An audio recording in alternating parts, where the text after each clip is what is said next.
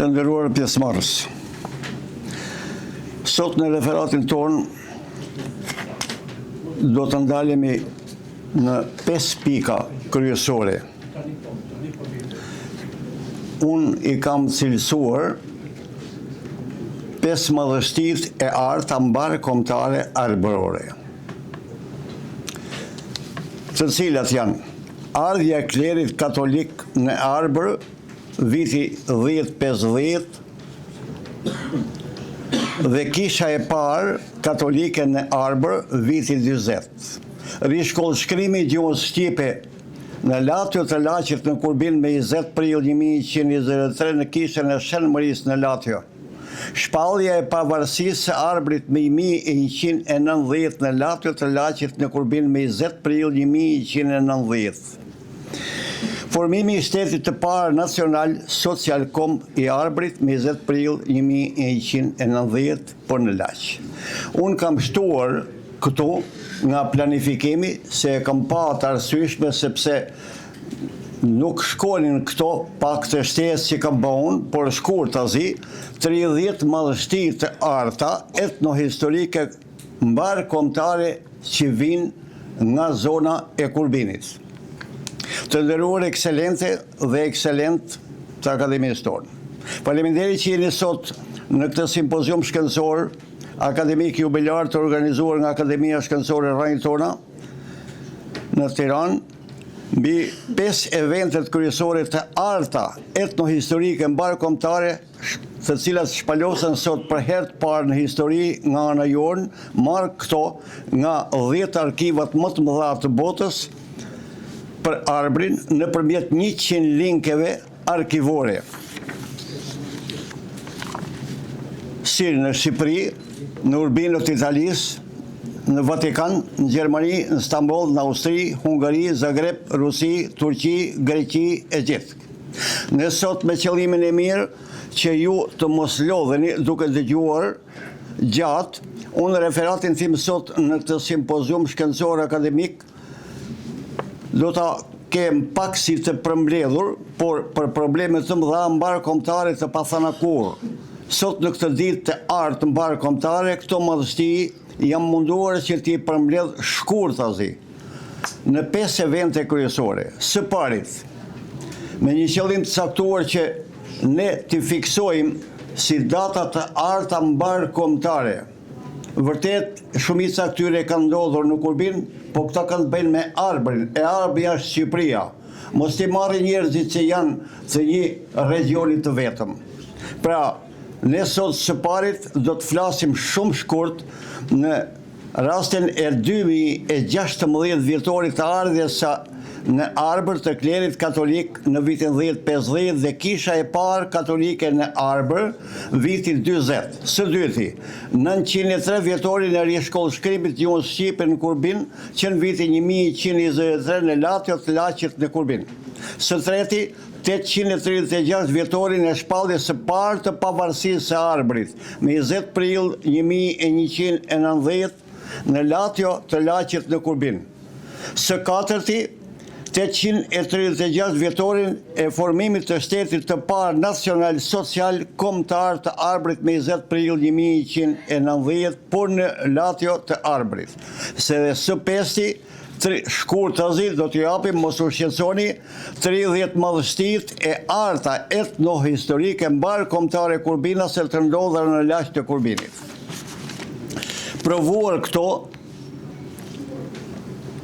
pra sigurisht, pra autonomia e marrur e shkruar në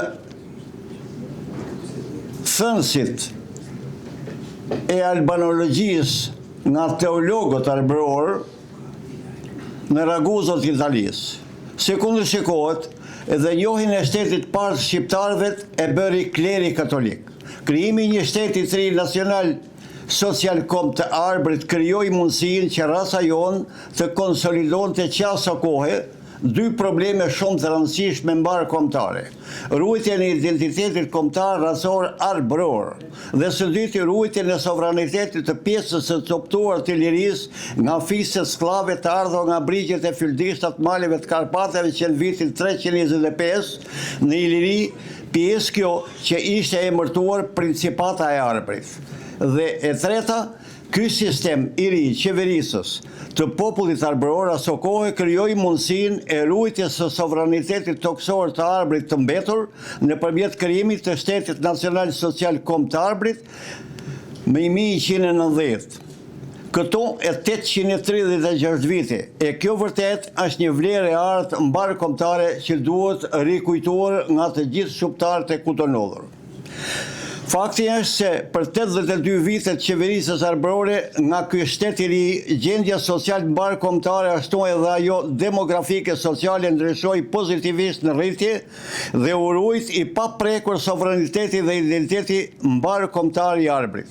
Sigurisht që të gjitha këto bema, që i kujtojmë ne sot, të mundura që në vitin 40, pra ndërtohej u bë mundur që në vitin 40 të ndërtohej kisha e parë e Shënmërisë kushtuar nënës së Krishtit për të gjitha këto, që thash më lart se i cili mosbesues duhet që të shkojë dhe të shikoje. Shit Gjeografia Shqiptare vëllimi i 3, faqe 20-70 Tiranë. Shif Dhori Sirjazi, Krishtrimin në Shqipëri, faqe 12-30 Biblioteka Kombëtare në Tiranë.